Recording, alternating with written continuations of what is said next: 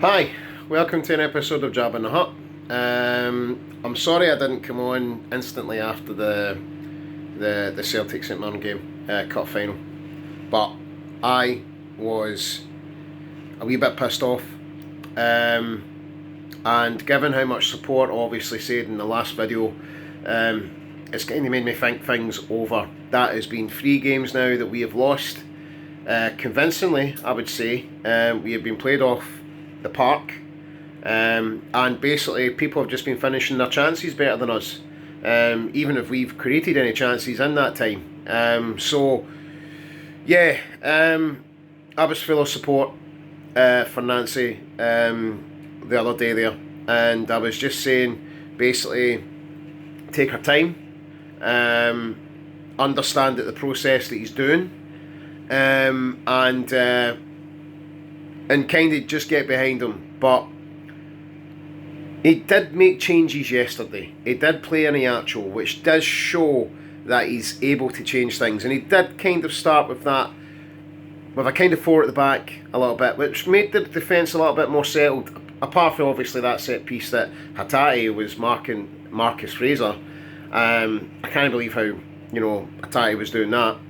He basically couldn't heed the ball from him. So yeah, we have that kind of situation going on there. What I would basically say about yesterday's game is that when we came out the second half, that wasn't there. That organisation, that feeling of, we could go on and win this. We didn't really create anything in the second half, and that to me was very, very worrying. And I understand that, managers these days have that kind of style of coaching where I think they like to try different formations and different tactics in a game to try and confuse the other side. But the problem is if you're up against an aggressive side like St Mirren, you're talking about winning the ball.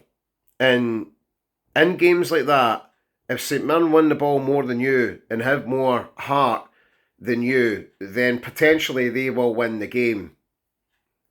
So I don't really know what to think about Nancy now. I don't really understand what he's doing. There was definite signs of players not really playing for him. And I think, again, that's down to knackeredness. I think that's down to being mentally drained, I think. And it's a shame for players like Callum McGregor, because he has to try and galvanise the team on the pitch. But when you're shouting him over 3 times in a game, again, and trying to tell him what kind of tactics to play, you kind of just need to play the game. And if players aren't listening to you from the sidelines, then the chances are that you've probably lost the dressing room. And this is probably what's happened with Nancy.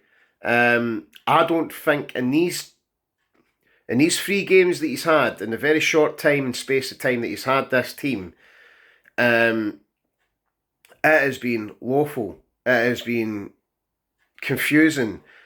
And I think that is the hardest thing to take as a Celtic fan watching these games. Because at the end of the day, every Celtic fan just wants to see their team winning. And if that's not happening, then of course questions are going to be asked. And myself, I'm probably at that stage when I'm asking questions. Is this the right man to get a transfer window? Why didn't we keep Martin O'Neill at the time? Why didn't we keep Sean Maloney and Stephen McManus in at the time? I mean, God, they were watching that game yesterday. And for them, I probably think that they were thinking to themselves, what's happened? There's no organisation in that side. The players looked lost when they came out the second half. There was a wee bit of promise, obviously, in the first half, but the second half, we just looked like we couldn't do anything. And I don't know whether it was a change in the tactics at half time, whether it was something that Nancy said. I just think that's been the story of Celtic all season. They have one good half and then they come out and don't play the second half or the first half, and it's very, very up and down and up and down and up and down. And Again, I feel like Nancy should be supported just a little bit, but there's doubt there now, and especially in my mind, where you're playing Ralston, who's been at the club for a good time now, and he's still not been anything great. I mean, okay, again, I'll say this now. When he was playing for Ange, he stepped in at a time when we had no right back, and God love him, he was good. He was great for Ange.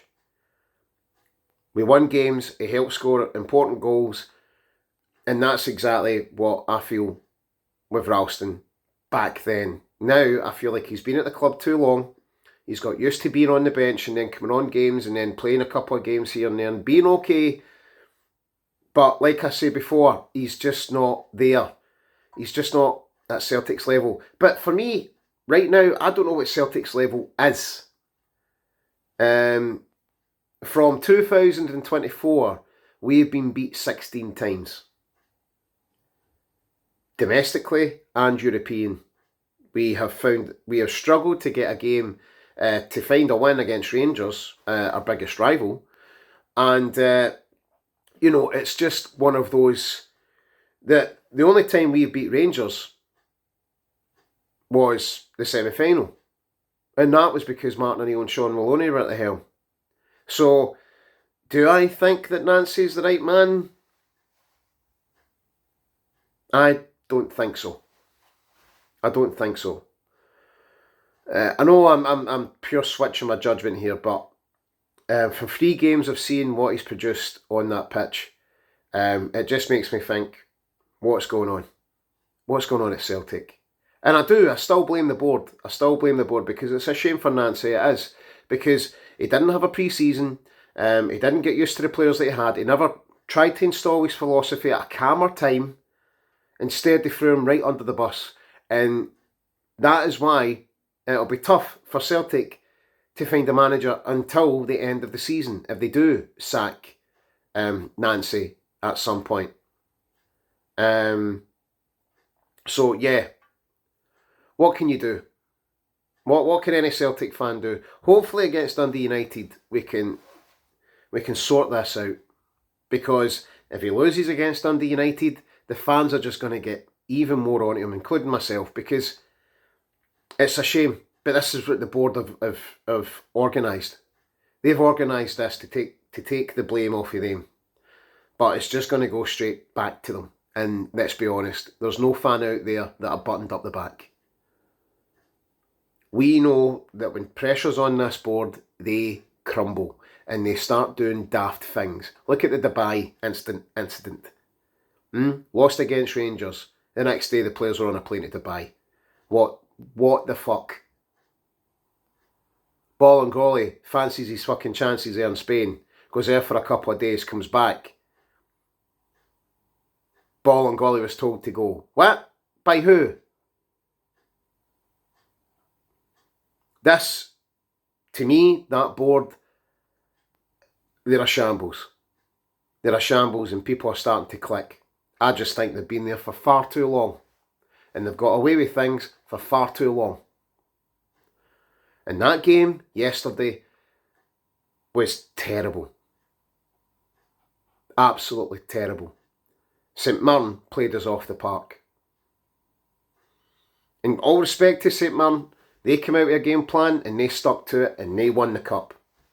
So well done, St Mirren. Well done in your victory. You really, really deserve it, honestly. We were rotten. We were absolutely rotten. Nobody was playing in the right positions. Somebody said on one of their chats that Scales was running by bloody Maeda, for God's sake. I don't understand that. And Iniacho, as good as he was, is he going to be just one of these players that as soon as he comes on and plays 20 minutes in a game, he's just going to suddenly pull up with a hamstring all the time? It's such a shame. It's such a shame. And it's such a shame for this manager. It really is, because he's came in with the experience he's had for the MLS and he's trying his best. I think he's trying his best to make something happen. But unfortunately, this is Scottish football. You don't get time. Unfortunately, with Celtic, you might get a wee bit of time. Neil Lennon got time. But who knows? Who knows what this board are planning? For me, I think the board will probably hang on to Nancy until they can get into that American transfer market, get the players that they can get, and try and make money off of them. Watch this space. Watch it. They will be negligent enough not to sack Nancy. Put the poor boy out his bloody misery. Honestly. That 3 games, that 3 of the worst Celtic performances I've ever seen. There was just no defence yesterday for that third goal. No defence at all. Donovan, who's just fresh from the youth set-up, looks like he's towing a caravan. Trying to run back. He was fucking knackered running back. Tierney coming off the field. Stevie Woods and fucking Nancy arguing about if he's coming off or staying on. Amazing stuff. Amazing. Amazingly fucking idiotic. And then the St Mirren players are just like straight on. Right, there you go. Right, on you go. That's what I'm saying. Everything is being watched. Everything that this guy does is being watched. And it's a shame for him. It's an absolute shame for him. Because he got absolutely embarrassed with his tactical board. So he stopped using it and switched to a notepad. It's mental. But you do need to realise you're at Celtic. You're at Celtic, which is a big club. A big club. Fan base all over the world. Big club. Big club mentality. And when we go into European games, when we go into domestic games, we want to win them. We want to win them. We don't want to really not bother if we win or lose, or, you know, whatever was said at the end, when he said, like, I'm not, winning trophies isn't my thing. There's a lot of things that you're saying that don't resonate well with Celtic fans. And this is why I've completely switched. And now I'm generally like, you're not the man. You're not the man to coach Celtic. Unfortunately, you're not. I think it's too much for you. I really do. So, yeah. Let's see what happens Wednesday. Dundee United. Tannadice. Another game that will probably end up us getting gubbed. Anyway, let's see what happens, guys. Remember, doing something means everything. Don't be too doom and gloom about the result, about the cup final. We can still win a double. Right, we can still win a double if we get Martin O'Neill back. So yeah, let's go, guys. Okay, Wednesday, support the team. Let's do it. Arrivederci. Bye.